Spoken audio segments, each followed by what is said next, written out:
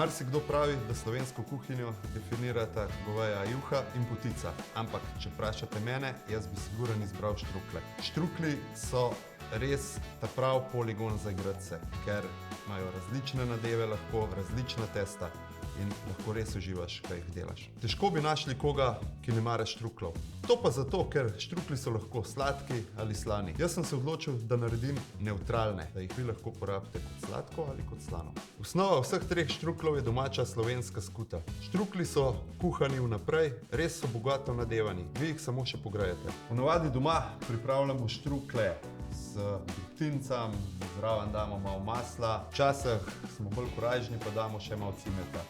Ampak mi bomo danes štruklje pripravili drugače. Evo, dodali bomo najprej maslo, ga bomo raztopili. Res ne smemo imeti previsoke temperature, da maslo ne zaužijemo, drugače nam bo spremenilo okus jedi. Ko se nam maslo vgreje, tako da vidimo mehurčke, dodamo štruklje.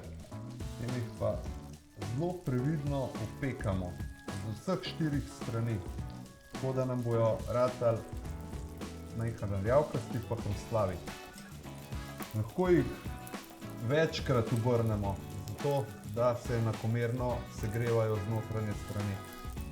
Evo, zdaj imamo štruklje lepo pregrete in karamelizirane z vseh strani, tako da jih bomo naložili na krožnik. Z tega masla, ki nam je ostal, bomo pa naredili eno tako zelo hitro omakico z medu. Damo eno žlico medu, zraven prilijemo ravno tako eno polovično tako žličko limoninega soka. To kar v ponvici premešamo, da se nam med karamelizira. Zdaj bomo pa to omakico prelili čez štruklje.